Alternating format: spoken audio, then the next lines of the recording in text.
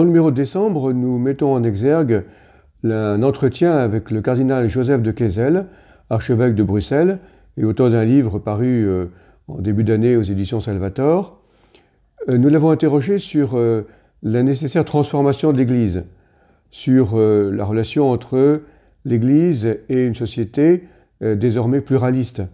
En quoi ça peut être une chance pour l'Église, pour les chrétiens, dans le dialogue avec d'autres composants de la société, de revenir aux fondamentaux de l'Évangile.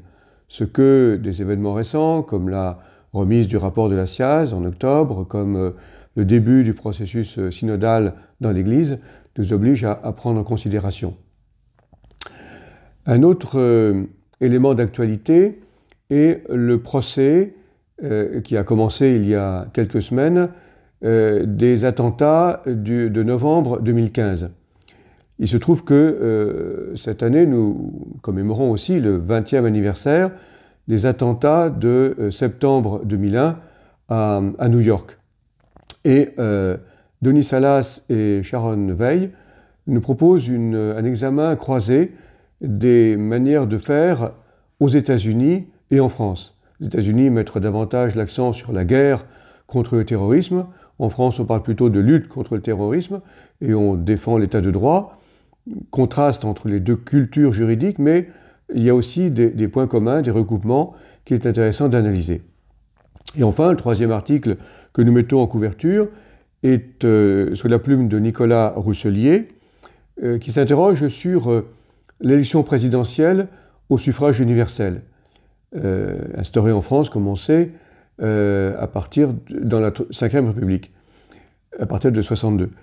Il se demande si cette élection au suffrage universel est vraiment garant de démocratie. Un examen historique montre que ce n'est pas si simple et que cela conduit peut-être à réexaminer la fonction présidentielle et ses rapports avec les autres instances gouvernementales.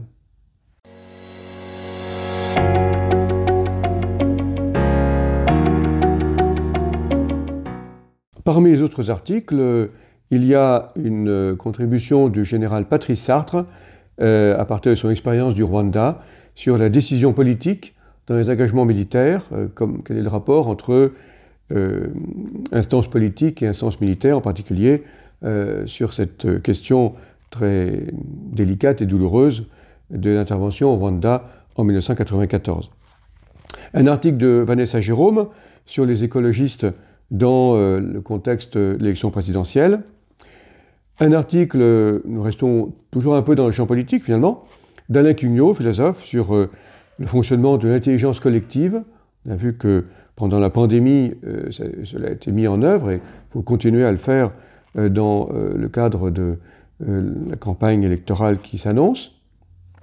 Un article de Jean-François Boutor sur le philosophe Jean-Luc Nancy et son rapport au christianisme. J'ai beaucoup interrogé sur la place du christianisme dans le monde moderne.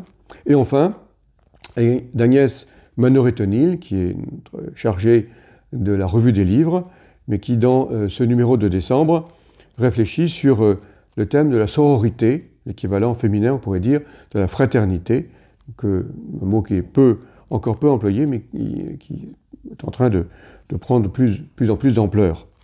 Et puis, comme d'habitude, nous avons des critiques d'exposition de Christophe Rioux et de Sean Rose, des critiques de films qui sortent ou qui sont en train de sortir en salle, et nous terminons par une quarantaine de livres, en particulier sur la laïcité et sur le phénomène éditorial de 2021.